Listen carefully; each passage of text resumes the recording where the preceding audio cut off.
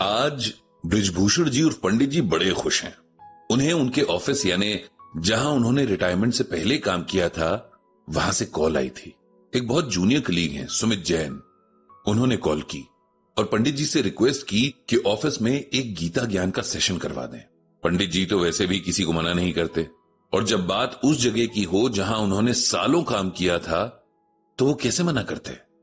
वैसे तो अब पंडित जी के साथ के लगभग सभी लोग रिटायर हो चुके थे, लेकिन कुछ जूनियर्स अभी भी वहां हैं और बाकी बीते दिनों की मेमोरीज तो हैं ही। उन्होंने सुमित से दिन और टाइम तय करने को कहा। सुमित ने बहुत खुश होकर उसी वक्त उन्हें आने वाले सैटरडे की सुबह 10 बजे का वक्त बता दिया। पंडित जी समझ गए कि सब कुछ पहले से तय था, बस उनके हां करने की देर थी। पंडित जी ने सरला जी से भी साथ चलने को कहा, लेकिन सरला जी को उस दिन कहीं और जाना था, इसीलिए उन्होंने चाहते हुए भी मना कर दिया। सैटरडे टाइम से पहुंचकर पंडित जी सबसे मिले। सुमित ने नए लोगों से पंडित जी का इंट्रोडक्शन करवाया और पुराने लोग तो जैसे बेसब्री से उनके आने का इंतजार ही कर रहे थे। सब बहुत खुशी से पंडित जी से मिले। सेशन बहुत अच्छा रहा। ज्यादातर लोग पंडित जी का ब्लॉग रेगुलरली पढ़ते थे। जो नहीं पढ़ते थे उन्हें भी सेशन सुनकर अच्छा लगा। सेशन के बाद चाय वगैरह का इंतजाम था।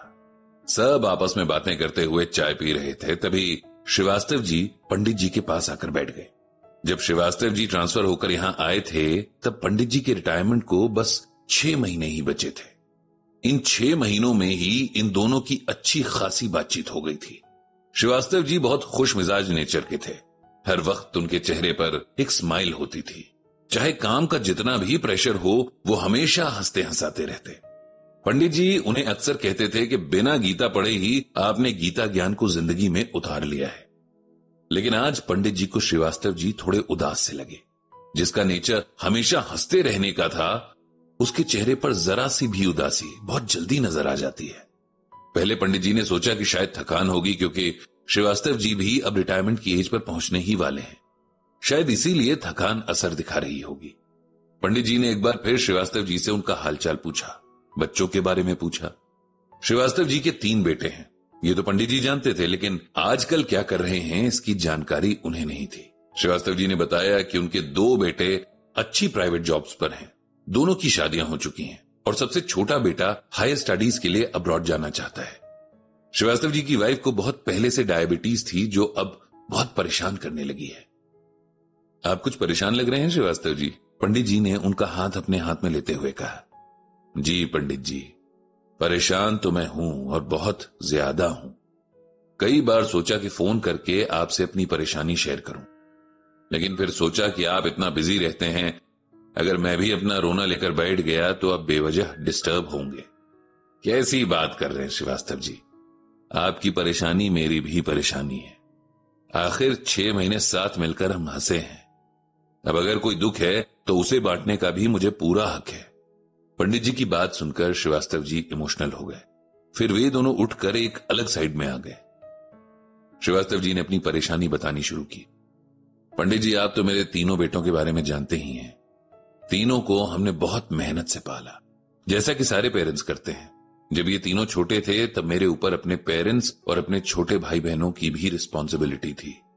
गुजारा करना बहुत मुश्किल होता था। हम एक कमरे के मकान में किराए पर रहा करते थे। मेरी वाइफ सिलाई का काम भी किया करती थी ताकि फैमिली की रिस्पॉन्सिबिलिटी उठाने में मेरा हाथ बटा सके।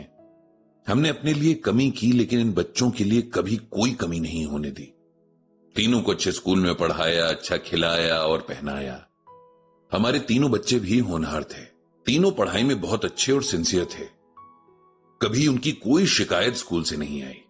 हम दोनों पति पत्नी बहुत खुश थे कि बच्चों पर जो भी मेहनत हम कर रहे हैं वो सही डायरेक्शन में जा रही है।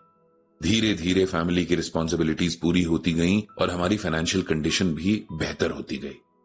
दोनों बड़े बेटे बहुत काबिल निकले और हायर स्टडीज में दोनों को स्कॉलरशिप्स मिली। पढ़ाई कंप्लीट होते ही उनको अच्छी नौकरियां भी मिल गईं और फिर एक एक करके हमने दोनों की शादी भी कर दी। दोनों की शादियां उनकी पसंद की लड़कियों से ही हुई हैं। शादियां होते ही दोनों बेटे अलग हो गए। इस बात से मेरी वाइफ को बहुत सदमा लगा। वो सालों से बहुओं के साथ रहने के सपने देख रही थी। मैंने बहुत समझाया कि अब बच्चों की अपनी लाइफ है, हमें उन्हें अपने स्वार्थ के लिए मजबूर नहीं करना चाहिए, लेकिन मेरी वाइफ ने इस बात को दिल से लगा लिया है। वो मुंह से तो कुछ भी नहीं बोलती हैं, लेकिन हर वक्त चुपचाप और उदास रहती हैं। बच्चे मिलने आते हैं, लेकिन मेरी वाइफ का मन इससे नहीं भरता। अब जब से छोटा बेटा बाहर जाने की प्लानिंग कर रहा है, तब से मेरी वाइफ बहुत बीमार रहने लगी हैं। उनकी शुगर को कंट्रोल करना बहुत मुश्किल होता जा रहा है। डॉक्टर कहते हैं कि उनकी परेशानी की वजह फिजिकल कम और साइकोलॉजिकल ज्यादा है। मुझे समझ नहीं आता कि उन्हें किस तरह समझाऊं। बेटों के इस मोह ने जैसे ऐसे जड़ पकड़ रखी है कि उन्हें कुछ भी समझ नहीं आता। मेरा तो ज्यादातर टाइम ऑफिस में उसी की फिक्र में गुजरता है कि कहीं घर पर उसे कुछ हो न गया हो। अब आप ही बताओ पंडित जी, इस परेशानी का क्या हल है? पंडित जी, अब कहते तो क्या कहते। ये मोह तो जैसे इंसानों के बीच फैला एक पैंडेमिक है। हर कोई इसकी चपेट में है और हर किसी को ये तकलीफ ही देता है। किसी को अपने रिश्तों से मोह है तो किसी को अपनी चीजों से, किसी को अपने पैसों से मोह है तो किसी को अपने रुतबे से। पंडित जी की वाइफ को अपने बेटों से मोह है। उन्हें लगता है कि उन्होंने उन्हें जन्म दिया, पाला पोसा, बड़ा किया, उनके लिए इतनी परेशानियां उठाई, तो उन बच्चों पर उनका अधिकार है। वे भूल गई हैं कि ये बच्चे अलग आत्माएं हैं और इन आत्माओं के अपने संस्कार हैं। पंडित जी ने श्रीवास्तव जी से पहले तो ये वादा किया कि वे सरला जी के साथ उनके घर आएंगे और खुद उनकी वाइफ से बात करेंगे, जितना हो सके उन्हें समझाएंगे। फिर पंडित जी ने श्रीवास्तव जी को यह श्लोक सुनाया। प्रजहात यदा कामान सर्वान पार्थ मनोगतान आत्मनेयवात्मना तुष्टः स्थित प्रज्ञस्तदोच्चेत। गीता में श्री कृष्ण अर्जुन से कहते हैं कि हे पार्थ, जब कोई मानव समस्त इंद्रियों की कामनाओं को त्याग कर उन पर विजय प्राप्त कर लेता है, जब इस तरह विशुद्ध होकर मनुष्य का मन आत्मा में संतोष की प्राप्ति कर लेता है, तब उसे विशुद्ध दिव्य चेतना की प्राप्ति हो जाती है। इसका सिंपल वर्ड्स में मतलब यह है कि हमें अपने सेंसेस पर कंट्रोल करना सीखना होगा, तभी हम मोह से बच सकते हैं। जिसे हम किसी के प्रति अपना प्यार समझते हैं, वो और कुछ नहीं, मोह है, अगर वो अनकंडीशनल नहीं है। जब प्यार होता है तो हम उसकी खुशी में खुश होते हैं और उसे सुखी देखना चाहते हैं। जब मोह होता है तो हम किसी के माध्यम से अपनी खुशी तलाश करते हैं। इसे ध्यान से सोचोगे तो मोह और प्रेम का डिफरेंस तुरंत समझ में आ जाएगा। जब हम किसी इंसान से प्यार करते हैं तो हम उसे सुख देने की कोशिश करते हैं, और जब हमें उसके प्रति मोह होता है तो हम उसके जरिए सुख पाने की कोशिश करते हैं। क्या ये सच नहीं है? प्रेम के सेंटर में हम नहीं होते, मोह के सेंटर में केवल हम होते हैं। श्रीवास्तव जी, कोशिश करके आप अपनी वाइफ को ये बात समझाइए और फिर हम भी उनसे मिलकर उन्हें यही बात समझाने की कोशिश करेंगे। इतना कहकर पंडित जी ने श्रीवास्तव जी से विदा ली और मन ही मन भगवान श्री कृष्ण से सबको सद्बुद्धि देने की प्रार्थना की।